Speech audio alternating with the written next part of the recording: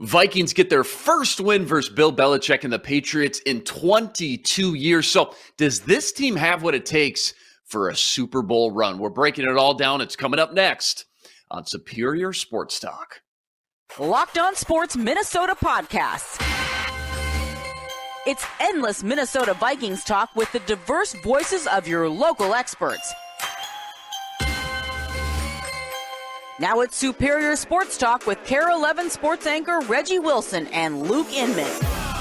It's 30 minutes every day, and it's all the Minnesota sports you need. It's Superior Sports Talk, and it starts now.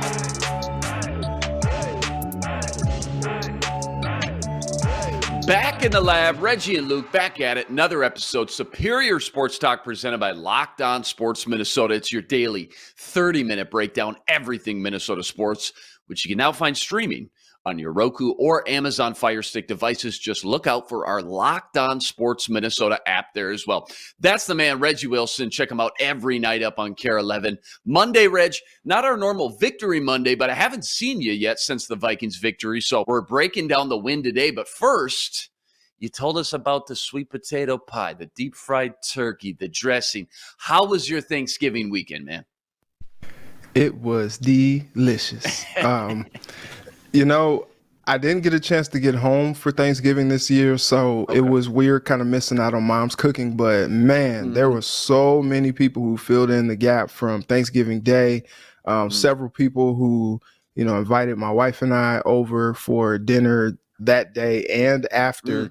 And so I got my fill of the good Thanksgiving food. So I did have the fried turkey. I had the dressing, had the sweet potato pie, had mac and cheese. It was all divine. Total team effort over there. Yeah, love it. Saw a little bit of your KARE-11 pregame show. Killed it per usual. We were out in Brookings, South Dakota with the fam. Beautiful spread. Ate way too much pumpkin pie. Absolutely. Mom sent us home with 12 pounds of leftovers. But most importantly, got to enjoy that Vikings win together with the family. Certainly a Thanksgiving I'll never forget. That's for sure. So much to get into. First, remember, follow along Locked On Minnesota YouTube channel. Hit the subscribe button. Leave us a comment, and on Twitter, give us a follow. It's at Locked On MIN. And remember, we're a podcast too, free and available, all platforms, Spotify, Apple, you name it, we got it. Check out all the great choices over there too. You got the Ron Johnson Show, you got the Football Party, and more. It's your one-stop shop with endless Vikings talk with local experts. Do us a favor, hit the subscribe button and drop us a 5-star review. All right. To football we go. I just kind of want to skim through this 33-26 primetime victory with you quickly with a couple of your biggest key plays that when you woke up Friday just really stuck out to you, that really had a major factor in deciding that game. I'll get mine out of the way first. These two teams, they just go blow for blow, back and forth. Not the game that we all expected, maybe a low-scoring affair. I think the over-under was like 42-43.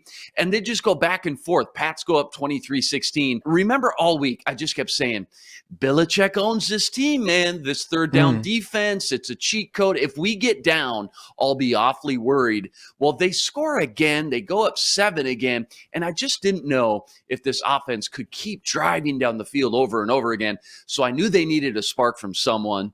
And boy, oh boy, did they get one. Following kickoff, Kene Nwangu. You heard KOC in the postgame locker room. We all kept saying we knew it was coming. When's he going to get one? And I can't think of a more critical juncture in the game when the Pats are riding high and feeling good, just to kind of punch him in the gut, wipe that little smirk off Bill Belichick's face on the sideline. Nwangu takes his third return TD to the house of his career. That was the play of the game for me, if you made me pick one. And just real quick before I let you jump in, I'm sure you've seen this stat by now.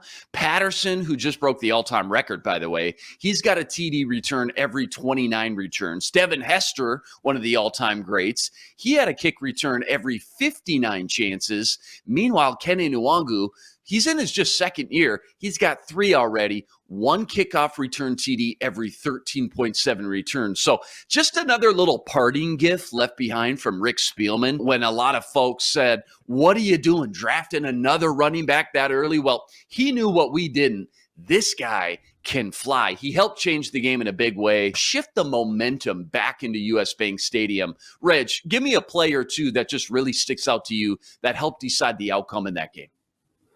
Well, going back to the Kane play, like it was interesting hearing Kevin O'Connell talk post game. He was saying like, man, every time I see him, just in the meeting room or in the lunchroom, you're just like, man, this is the day. This is the day you break one.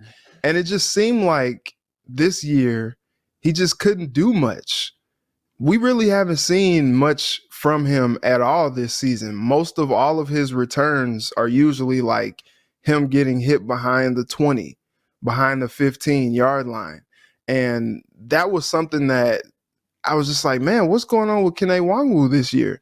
And then all of a sudden he breaks that one and you're like, wow. And then you look at it and you're like, well, I guess with the rarity that it is that people do break them for touchdowns, I guess he's right on track. It seemed like he was having a bit of an off year or a down year from a kick return perspective. But then when you look at what you said with Cordero Patterson and Devin Hester and their regularity with getting into the end zone, it was just like, wow, I guess, what he's doing is truly dynamic. So, I'll eat a little bit of that humble pie instead of the sweet potato pie on Thanksgiving there. But it's funny. Just real quick, my dad turns to me. He goes, "Is this guy any good?" Before the kick return, he goes, "Is this guy any good?" Every time I see him, he's at like the 15, the 18.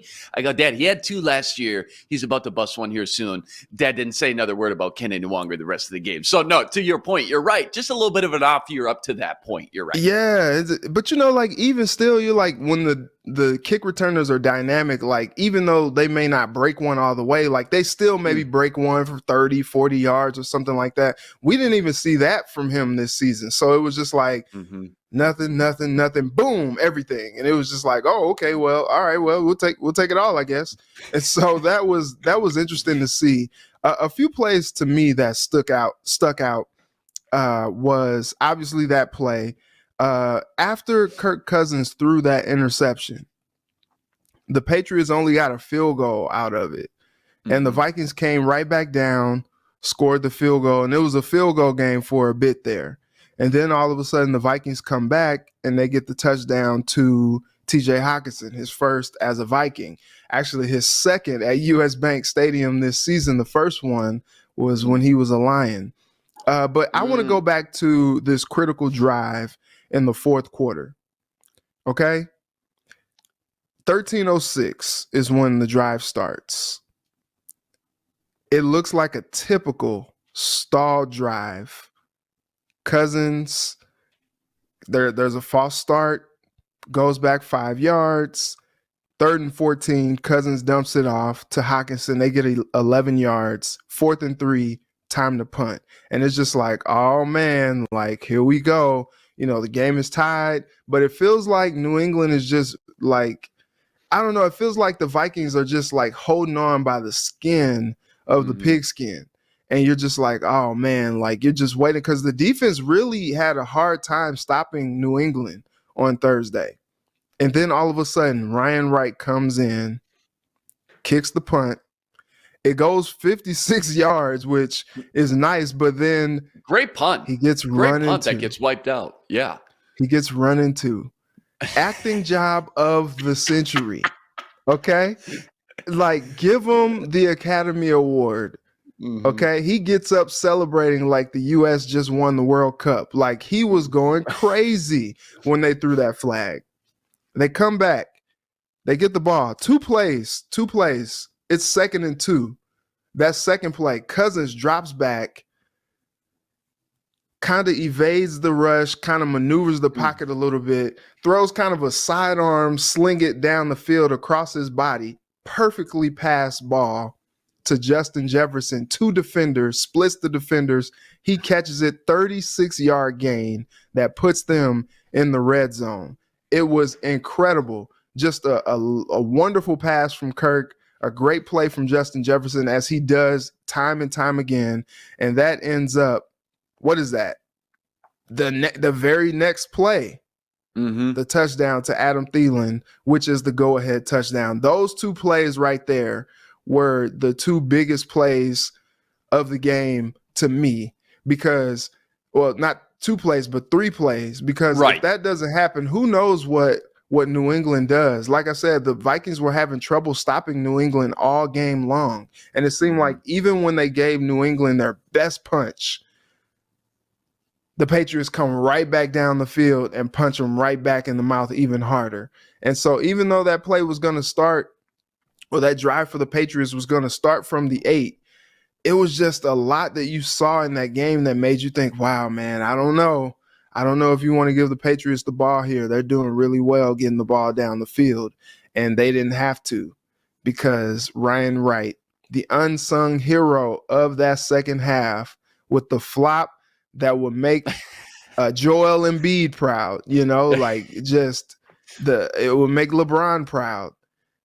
It was incredible, and it really changed the game for the Vikings there. Yeah, he's been a stud all year. Matt Daniels just doing a great job with that whole entire special teams unit. Yeah, so many to choose from. Bottom line, Vikes are 9-2. Unreal, by the way. It just never gets old saying that. I've been saying that for a few days. Vikes are 9-2. Where does this win stack up with the other 8 victories, in your opinion? Like, I don't know, when you look back right now, what did that win mean for this team's confidence compared to maybe some of the others? Where does this one stack? It's high up there. Because honestly, the Buffalo win was good, but it was almost like they were playing with house money. This team is good, right? And you're like, look, maybe they don't win, but at least maybe go in there and make it competitive. Buffalo is supposed to be like a Super Bowl favorite. So like, no shame in losing to them. Then they go in there and shock them, and you're like, whoa, like they won? Okay, oh. And then, it's the most epic game of the year. But you think about it.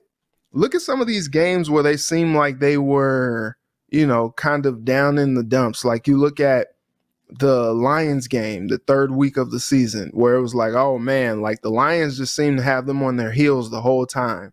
They come back and they're able to win. That Bears game, the Bears kind of had them on their heels until Cam Dantzler rips the ball from Amir Smith-Marset, calls ball game. That Dolphins win was gutty. The Cardinals win was gutty. But honestly, when it comes to like which games were the biggest of the season, I would put this one right up there. I think when you think about where they were, I caught up with Harrison Phillips on the field after the game, and he just looks so relieved. He looks so relieved, and he was just like, man, it feels so good to get this win tonight. Everybody was kind of down on us, and we just really didn't like how that game turned out and how we looked. And we didn't feel like this was the team that we felt like represented who we are on Sunday against the Cowboys. And there was just so much bad juju around the team. And for them to come out and really not play their best game of the season and still be able to come out and grit out and gut out a win on a Thanksgiving, on a primetime game with everybody watching after what you saw happen on last Sunday, I think that was one of, if not the biggest win of the season. Vikings fans, they've been burned. They've been beaten down too many times throughout seasons. They go, man, same old Vikes. Look at the way they lost this one. Same old Vikes. Bill Belichick had this team's number. Hadn't beat them since 2000, 22 years. They lost 5 straight. And if you lose this game, it's just an opportunity for those fans again to look and say, just kind of the same old Vikes. This is a win that separates this team in this year and this season versus teams in the past. Top 2 scoring defense, 3rd down defense. The Bills game was magical, without a doubt. That's probably the most marquee win. Beating the Packers always feels special. And as far as the way they did it, it was kind of the same blueprint as a lot of their other victories. But just what sticks out to me the most is the way this offense was able to move the ball versus that defense. Remember, this is an offense that we've seen plenty of times throughout this season kind of plateau and just go through these major lulls in the middle of the games. But to watch KOC, Kirk Cousins, Justin Jefferson, just do the things they were able to do was a wow moment for me that this offense is continuing to get better every single week. And you saw why you bring in a guy like Kevin O'Connell this year to help maximize your offensive talent and the weapons the way he did. And between just the game script, the play calling, and then obviously the execution, that was maybe the best offensive performance for me, given the opponent they were facing. Second highest completion percentage allowed by a Bill Belichick defense ever. 81.6%. You just don't see that versus this Patriots defense. It's just unheard of. And by the way, the only other team higher was 2008 Dolphins, who, if you remember, they ran that wildcat offense, kind of gimmicky offense, far fewer pass attempts than Kirk and the Vikings passing game. Just can't say enough how impressed I was with the marriage between Kirk and KOC. And of course, when you got just a superstar like JJ, just to throw it up to, that doesn't hurt either. Just real quick, speaking of KOC and Kirk, is there one thing you've seen under O'Connell, you sit and watch Kirk now and say, yeah, that's a lot different now, or he's gotten a lot better in this area, etc.? You know, it's interesting. After the game, you know, Kirk Cousins had a really good stat line, if you think about it. That interception obviously was a blemish from him. But you look at the stat line, 30 of 37, 299 yards, 3 touchdowns, 1 interception, only took 1 sack, had an 85 QBR, passer rating of 116.1. Like, not bad. And if you talk to him after the game, he was like, yeah, I still felt like I could have played better. I still feel like I missed some throws. I still feel like, you know, it's obviously better to come up here and talk to you guys after a win. He was like, the defense, Kane's return, you know, all these things in play helped out for us to get the win so that my deficiencies weren't necessarily glaring. But you look at it, Kirk has been balling this year. Like, statistically, from a statistical standpoint, he's not necessarily the best that he's been in his career. We've seen better numbers. We probably have seen better numbers last season even. And his 9 interceptions is a pretty high mark for him this season, or just in his career in a season. But I think what's changed is the confidence that the team has in him, the confidence that his head coach has in him. And he talked about that. He was like, every time I come over to the sideline, guys are encouraging me. They've shown confidence in me. They're talking to me, telling me how much they believe in me. Even after I make a mistake, they're like, all right, that's all good, Kirk. You're still good. Go back and get them. We believe in you. And he said that has done wonders for his confidence. And in football, in sports in general, confidence is everything. How many times have you seen a guy like Steph Curry or Klay Thompson, or even like a LeBron James? You hit 1 shot, you hit 2 shots. All of a sudden you're feeling it. All of a sudden that form is feeling good, is looking good, and you're just on fire. You're hot. At NBA Jam, he's on fire, you know? Kirk Cousins is playing on fire. He made a mistake. That was a badly thrown ball that airmailed on him that resulted in an interception. It didn't break him. And we've seen that time and time again. When the game is on the line, he makes the plays that matter the most. And he threw some absolute dimes. Like I mentioned that dime to Justin Jefferson. That was an absolute dime to Jefferson. But then on that touchdown pass, are you kidding me? He was a little late on that throw, and it was still on the money, just out of the reach of the defender into Adam Thielen's hands, and he does the sweet feet in the back of the end zone to get his feet in for the touchdown. Like, he's thrown some absolute dimes this season, and you got to give his credit where credit is due. And he talked about after the game how it almost makes him emotional just how much he's been empowered in this offense, and he feels like, you know, he's still not at his optimum because he's still learning the offense. He's like, it's great that the team is still winning despite him not necessarily having as firm a grasp on the offense as he might have next year in this system, or, you know, down the line. But I think what he is showing is he can be the guy that the Vikings can win with, and not a guy that the Vikings win in spite of. Like, he's making the throws, he's making the plays that allow the Vikings to win these football games, and they show the confidence in him to do that, which is cyclical to me. It's like one thing leads to the next, and it just keeps going around and around to success. Yeah, there was another throw that's just going to totally get glossed over. It's just a 3rd and long, 3rd and 9, 3rd and 12, something like that. Throws an out route to TJ Hawkinson. The only spot he could put that, and just vital at that juncture in the game to move the chains. Perfect throw, great catch. And you see, again, the addition of what TJ Hawkinson's starting to do to this offense. Certainly, as you mentioned, NBA Jam. Kirk Cousins starting to heat up in this offense. We knew it was going to take a little bit, and not a lot of people had a lot of patience early on. Now you're starting to see them really heat up. Just to your point, they have 5 straight possessions. You talked about these offensive lulls that the Vikings have for big stretches of the game during this season. They have 5 straight possessions, not including the last possession of the first half where they just took the kneel and went into the locker room. But they have 5 straight possessions where they scored points on. Wow. That's something to grow on right there. Against who of all defenses? Who? The New England Patriots?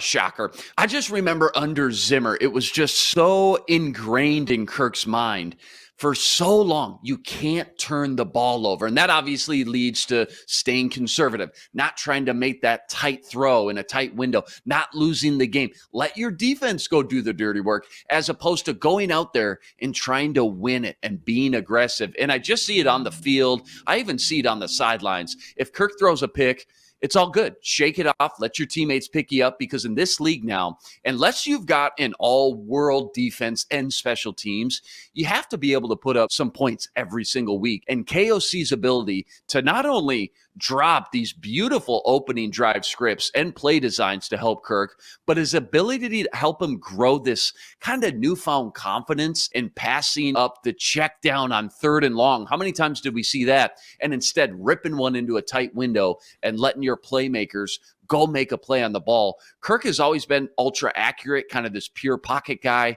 but we've never seen this kind of gunslinger mentality like we've seen slowly develop, especially the last month or so. Okay, panic meter, Greg Joseph, where are we at? Because people are saying it's a thing now. 6 missed extra points. It's only week 12 here. Are you worried about Greg the Leg? And if you were the Vikings, would you at minimum bring a kicker in this week to work out? Maybe send a message? Do you think they'll do that? Where are you at with Greg Joseph?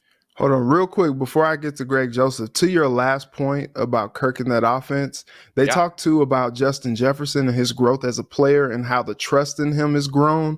And so Kirk is now, you talk about that gunslinger approach that he has. He is a little bit more confident, and he's kind of playing outside of himself. And I don't know how much it was just Mike Zimmer or what, but like he's kind of playing outside of himself, extending plays in the pocket, maybe taking off to run sometimes. But the biggest thing is just throwing these, what I like to call YOLO passes, these 50-50 balls up to Justin Jefferson. And he talked about how Justin Jefferson has put enough on tape that he has developed that trust in him to throw those balls up to him. And Justin Jefferson's like, look, I keep telling Kirk, like, I got you. Just throw it up to me. Give me a chance to make a play, and I'll make it for you. And time again, like I said, it's cyclical. As the trust grows, the throws happen. And as the throws happen, the plays get made by Jefferson. And it just keeps going round and round and round. And to the point where some of these times you just see them just kind of bail this offense out at times when they're in a rut.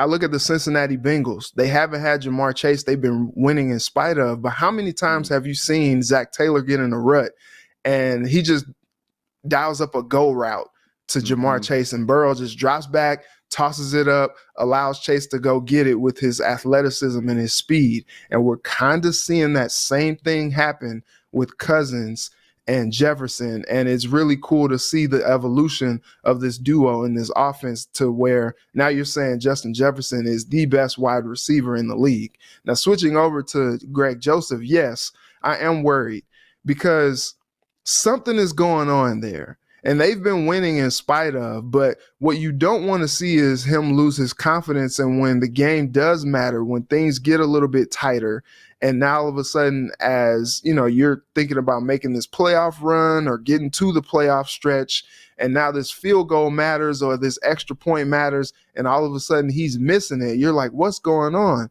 Like, it's one of those things that even though the Vikings have been winning largely this season, that's been a storyline that's kind of been like simmering. just kind of going under the radar a little bit. And you're like, I don't know. And as they keep piling up, you're like, what is going on with Greg Joseph? Now you have to be careful to mess with a kicker's psyche. And I don't know that it's so interesting because like with quarterbacks and other receivers, you bring somebody in and you're like, oh, okay, yeah, game on. They want to, bring in some competition. Okay, I'll let you know what's up. Like, let the best man win. The best man is going to be me. But the moment that you start to kind of maybe waver or lose some confidence in your kicker, and we've seen it in Minnesota before, and they made a mistake with Carlson. He's one of the best kickers in the league right now, but Zimmer kind of had a short leash, in which is why I think he had a little bit of a longer leash with Greg Joseph when people were ready to cast him off even last year. And so I think maybe he's just in a bit of a rut. Maybe he works his way out of it. We've kind of seen it with, some guy, Nick Folk, Mason Crosby, some of these good kickers. Even Justin Tucker had a little bit of a funk that he has been in his career. And so some of the best kickers, sometimes they go through these things. You want to see him work out of it. You do believe in Matt Daniels being able to coach it out of him, these mistakes, and get him playing a little bit more confidently. But right now, it is a concern, and it's something that you hope doesn't rear an ugly head at a critical moment this season. I agree with everything you just said. I just look at where we're at in this juncture in the season. Who are you going to go get that's a for sure confident upgrade? Bring somebody in off the street? I just don't see it. I would much rather, again, like they didn't do with Daniel Carlson, work through this kind of little lump that he's in right now and let Matt Daniels work with him and do his job, because all Matt Daniels done so far this year, just as a whole, top to bottom with that special teams, has been outstanding. Coming up next, I'm going to ask Reggie the ultimate question. Can the Vikings win this Super Bowl this year? But first, Vikings now 10-1 to win the Super Bowl after Thursday's win versus the Patriots. Vikings open this week versus the Jets as 3-point favorites. Over-under starts at 42 points. Make sure to keep tabs all season long and check those odds out and more with BetOnline. BetOnline.net, fastest and easiest way to check in on all your betting needs. Find all your favorite sports and events at the #1 online source for odds, lines, and games. Stats, news, info, you want it. They got it. BetOnline makes betting easy and is your #1 source for all your betting needs. Go to betonline.net today to learn more. That's betonline.net, where the game starts. All right, Reg, last one as we wrap up. 9-2, you beat the Bills, the Patriots, the Packers, Dolphins, Cardinals, Commanders. You lost to the Eagles and the Cowboys. After 11 games, is this a Super Bowl caliber team? And if not, what do you still need to see to say this is a team that needs to be mentioned in the discussion with the other top teams in the league? So I think it is a Super Bowl caliber team. I hate saying that because I just don't want to put any bad juju out there. You know what I'm saying? Don't jinx it. But right. I think they have the pieces. I thought what was interesting was if you saw the pregame special on Thursday night, Thanksgiving, I talked to Tony Dungy. And that conversation with Tony Dungy was very enlightening to me because he talked about how the year when he won a Super Bowl with the Colts, they got blown out like 5 weeks before they won the Super Bowl, and everybody was just like, "Oh man, like, oh, is it over?" We had all these thoughts about the Colts, and then all of a sudden they get blown out. Should we be concerned? And he saw that game against the Cowboys as not necessarily, how everyone else was seeing the game. He was just like, I'm not too concerned about them. I think they have all the right pieces to make things work. And when you think about it, the talent that they have assembled, I think they can make a Super Bowl type run. You look at the Bengals last year, all they needed was just some timely plays by some key guys to just kind of go on that run. That it was special with Jamar Chase and Joe Burrow. They had the defense making plays with Jesse Bates back there. Eli Apple, people had cast him off. He's making plays. And so you look at this Vikings team, and they have talent all across the board, and they have kind of those critical things. You look at like that Ravens team from back in the day that Joe Flacco led to the Super Bowl. Like, Joe Flacco is not a world beater quarterback. I would say Kirk Cousins is maybe a little bit elevated than Joe Flacco is, but you look at Kirk Cousins at quarterback, the throws that he's making this season when the game matters the most in critical junctures. You got the running back, Dalvin Cook. You got top flight receivers with Jefferson, Osborne, Thielen, you add Hawkinson to the mix. And then you look at the pass rush with Hunter and Smith. You got these steady Eddie linebackers and Patrick Peterson. Even at this juncture in his career, he's making plays. Harrison Smith is a playmaker. Like, you got guys on this team that can make plays when it matters. And we've seen the Vikings be able to gut out some of these wins. And maybe they aren't, playing these games where you're like, dang, like they're not blowing teams out. They're playing teams down to the wire, and maybe it's a little too close for comfort. But at the end of the day, the only thing, when you look back 5 years at the record this year, all you're going to see is the W's and the L's. And you're not going to remember, oh man, they played the Commanders close. They played the Bears close. Like, the only thing that you're going to remember is what was the result of the season and what were the win-loss totals. And so when you look at the season, they are what their record says. They're 9-2 right now. And I think they have all the pieces that can make a Super Bowl run. It's just the fact of, can they continue this slide, and can they continue to make it count when they need to? This was a great, gritty bounce back win from the Vikings after a terrible loss on that Sunday night. Now can they string some more together and go on another streak?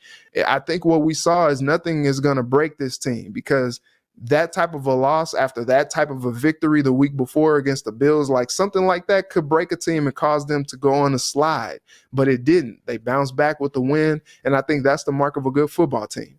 Very well said, Reg. Come back tomorrow. I'll tell you why I think the Vikings need to be in the Super Bowl discussion as well. That's a wrap today, though. Remember, like, rate, review, subscribe to the YouTube channel. Join us every day for another episode with your 30-minute breakdown of everything Minnesota sports. That's the man, Reggie Wilson. Check him out on Twitter at Reggie Wilson TV, and check him out every night up on KARE11. Luke Inman on Twitter at Luke_Spinman. Special thanks to our producer, Matt DeBritz. We're back tomorrow with another episode of Superior Sports Talk on Locked On Sports Minnesota. For Reggie, I'm Luke.